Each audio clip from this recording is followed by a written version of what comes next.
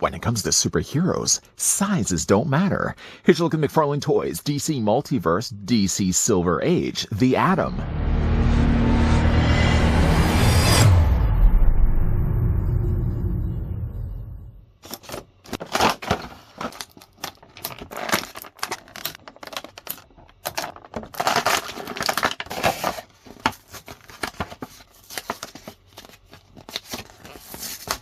Ray Palmer is a science liaison to SHADE and a hero in his own right as the Atom.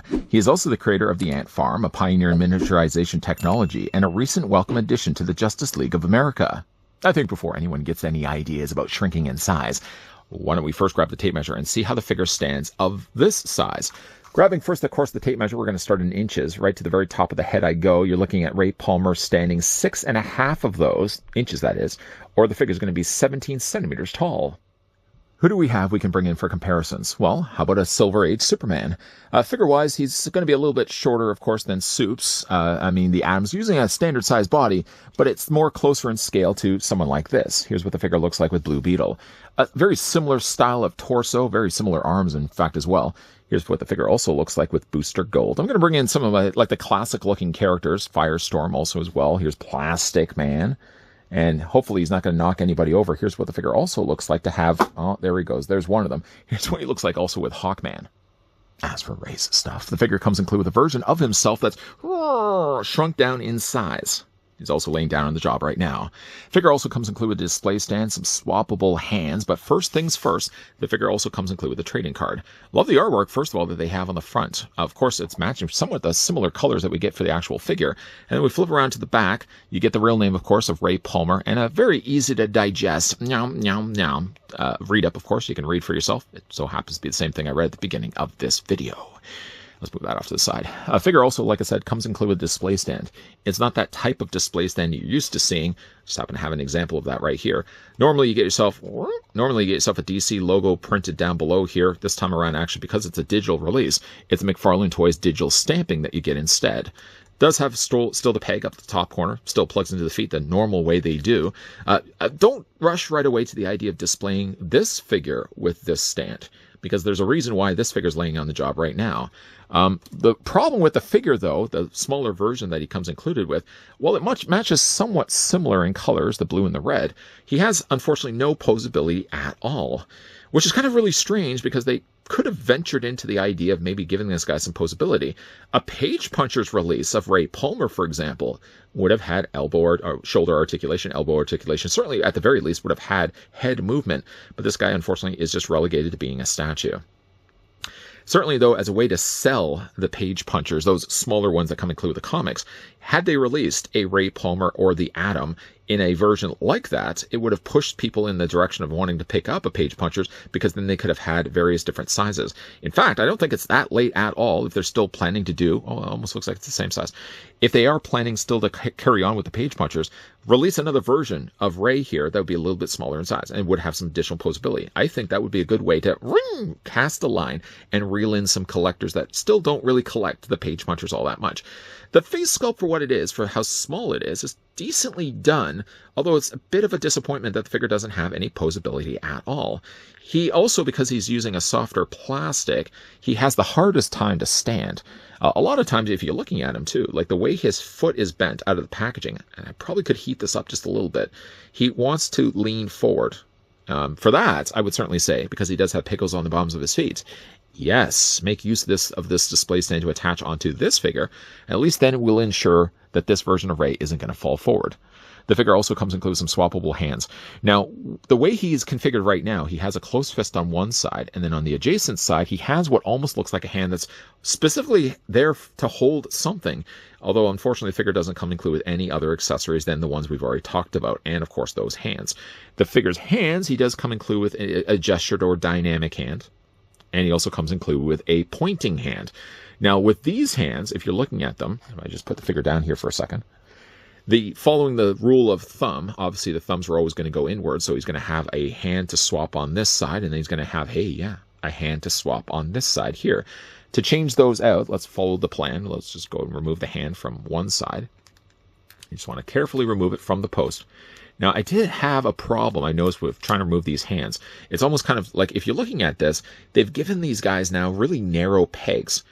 They still work, but I've noticed that, first of all, like, they're a little bit more sightly. I guess that what they wanted to try to do is keep kind of the same shape, though, as the sleeve, so it looked like one form.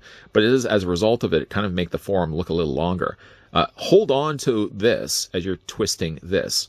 You might find it's a lot easier to remove it. And then we're just going to pop the new hand in place. Do it on this side. So again, like you can see, like, they tried to keep the peg about the same size as the forearm. The hand, unfortunately, though, because they've also molded this in red plastic and they've painted this in red paint, the colors of the red don't quite match. That's going to happen again.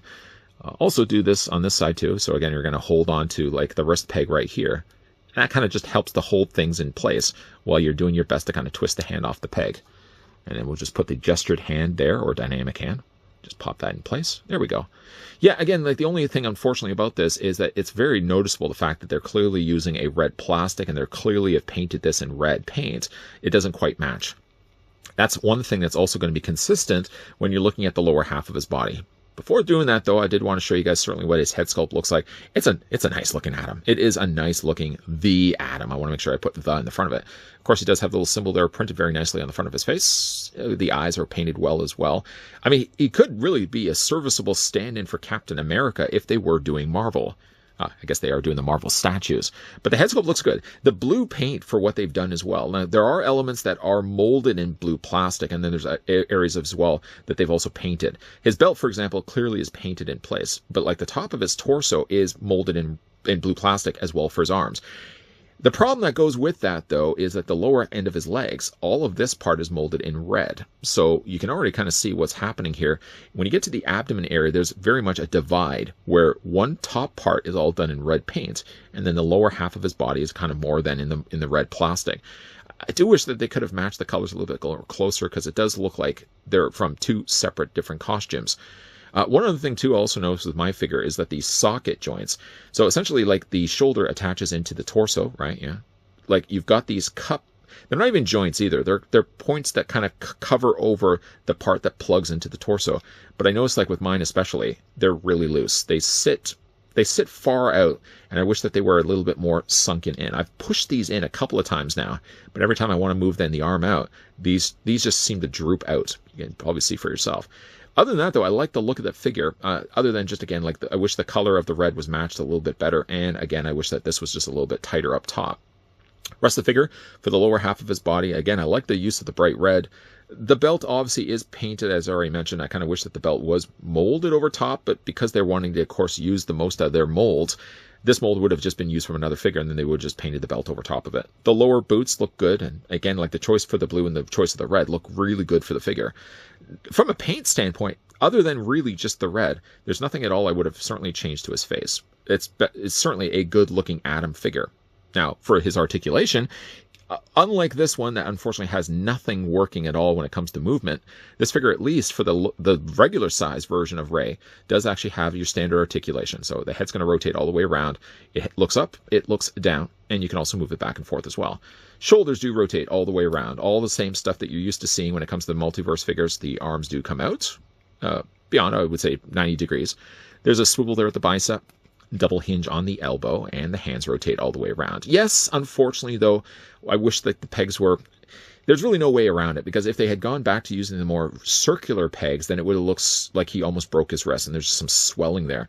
This at least gives you more kind of consistent shape to the forearm, but it does make, it makes his arm look a little bit longer because of that. Again, like when it comes to the upper torso, that's going to be on a ball joint. The lower abdomen is also on a ball joint. Legs split out. You can take the legs and move forward, move them back.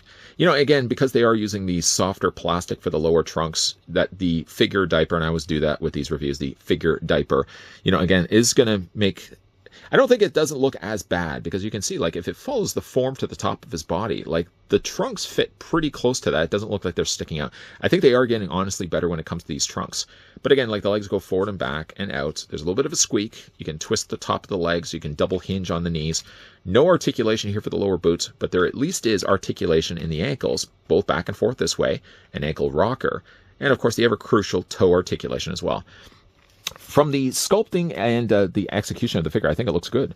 You know, the only thing about it, though, is it always seems to be a problem. When you take molding of plastic and then you paint plastic around it, especially when it has to be so close in quarters like this, if it wasn't for the fact that that red had to be a continued triangle from the lower half of his abdomen, if it wasn't for that, you probably wouldn't notice it as much.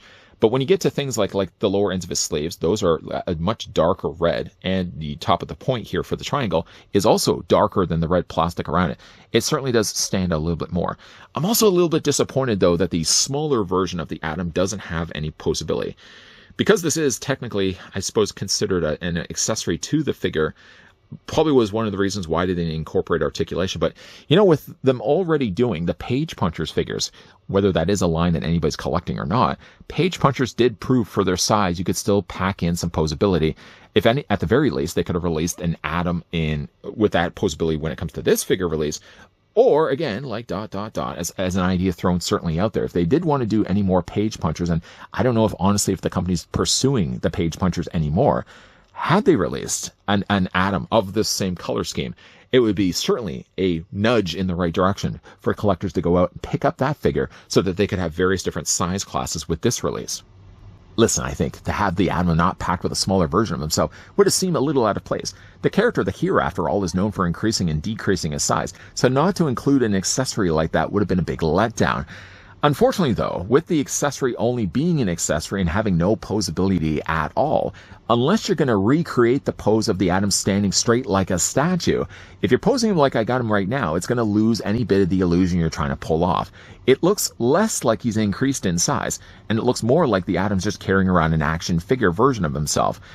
Now, I did say earlier in this review that I wish that the Atom was released as a Page Punchers, because then at least it could be justified. If you wanted to pick up that figure standalone, it could then be perfectly displayed with this guy here. The Atom technically was released as a Page Punchers, but it's not the type that you were thinking of. Instead of being the smaller scale figures that came included with the comics, he was released with a comic, but it's of the size that we're looking at right now. He was part of the Flash Wave, a figure. Actually, I never ended up picking up that Atom. I really should get around to doing it.